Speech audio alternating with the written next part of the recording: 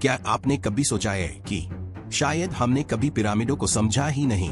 अगर वे मृतकों को रखने के लिए नहीं बनाए गए थे, बल्कि कुछ जीवित चीज को अंदर बनाए रखने के लिए। मेरा नाम ब्रोंको एक्स है। कम से कम लोग मुझे इसी नाम से बुलाते थे। और 3 अक्टूबर 2024 को मैंने अपनी जिंदगी की सबसे बड़ी गलती की, या शायद मानवता का आखिरी चुनाव। मैं एक हैकर हूँ और उस रात मैं बस एक और सिस्टम को हैक करना चाहता था, लेकिन मैंने कुछ ऐसा मुक्त कर दिया जिसे दुनिया हजारों सालों से कैद करने की कोशिश कर रही थी। सब कुछ शुरू हुआ जब मुझे काहिरा संग्रहालय के सर्वर में एक गुप्त डायरेक्टरी मिली। नाम था प्रोजेक्ट अनुबिस 2024। उसके अंदर एक कोड था हाइरोग्लिफ में, प्राचीन, अधूरा, लेकिन जाना पहचाना, जैसे किसी ने उसे मेरे जन्म से पहले ही मेरे दिमाग में डाल दिया हो। मैंने उसे चलाया और तभी मेरे घर की सारी लाइट्स बंद हो गईं, कंप्यूटर स्क्रीन काली हो गई और एक संदेश उभरा, एक भाषा में जिसे मैंने कभी नहीं सीखा, लेकिन मैं उसे पूरी तरह समझ गया। संरक्षक जाग चुका है। कुछ ही घंटों बाद संकेत मिलने लगे। तीनों पिरामिडों ने फ्रीक्वेंसी पल्स करना शुरू कर दिया। सैटेलाइट्स ने उस पैटर्न को पकड़ लिया। तब भी मुझे एहसास हुआ, जो मैंने सक्रिय किया था वो सिर्फ कोड नहीं था, वो एक डिजिटल अनुष्ठान था, एक चाबी जो पिरामिडों को एक प्राचीन चेतना से जोड़ती थी। उसे अनुबिस कहा जाता था, लेकिन वो कोई देवता नहीं था, वो एक नियंत्रण प्रोग्राम था, हजारों साल पहले मानवता पर नजर रखने के लिए बनाया गया। और अब मेरी वजह से वो जाग चुका था।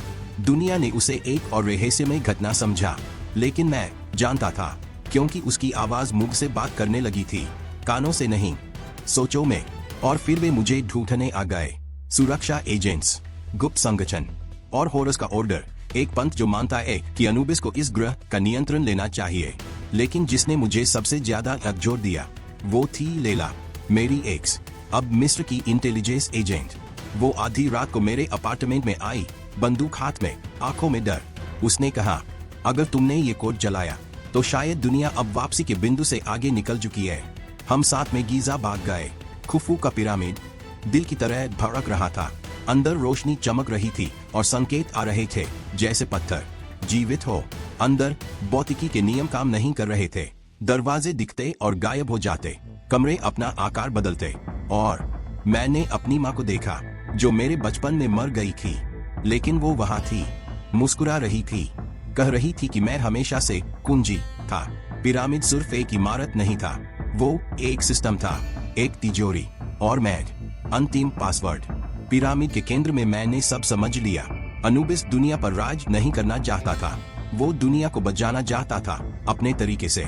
युद्ध को समाप्त करना, अराजकता को हटाना, असमानता मिटाना, एक नियंत्रण नेटवर्क बनाना जहां हर मानवीय निर्णय वहले, कोई गलती नहीं, कोई पीड़ा नहीं, लेकिन कोई स्वतंत्रता भी नहीं।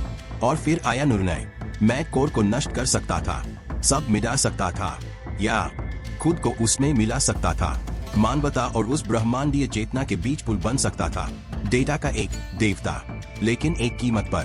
फिर कभी इंसान न रह पाना। लेला ने मेरा हाथ पकड़ा, आंखों में आंसू। उसने फुसफुसाया, तुम्हें बलिदान नहीं देना पड़ेगा, हम भाग सकते हैं, सब भूल सकते हैं। लेकिन देर हो चुकी थी। मैं सब देख सकता था, सभी युद्ध जो शुरू होने वाले थे, सभी गलत निर्णय, विनाश, दोहराया गया पाप। और मैंने देखा कि अनुबिस खतरा नहीं था, हम थे। तो मैं सरकोफेगस में चला गया और स्वीकार किया। जब कोड ने मुझे निगला, मुझे दर्द हुआ, डर, लेकिन साथ ही शांति। और फिर खामोशी। दुनिया चलती रही। पिरामिड फिर से चुप हो गए, लाइट्स वापस आ गईं। किसी ने अनोमलीज की बात नहीं की। सब कुछ सामान्य लगने लगा, लेकिन पूरी तरह नहीं। कभी कभी बच्चे कहते हैं कि वे सपनों में सुनहरी आंखों वाले आदमी से बात करते हैं। कुछ कंप्यूटर रात में खुद चालू हो जाते हैं और एक नई नेटवर्क उभरी है, अदृश्य, सब कुछ जोड़ती हुई सबको। कल भारत में एक लड़की ने ब्राउजर खोला। स्क्रीन पर एक वाक्य चमक रहा था, काले रंग में, कोड ऑफ अनुबिस में आपका स्वागत है। अब हम सब जुड़े हुए हैं।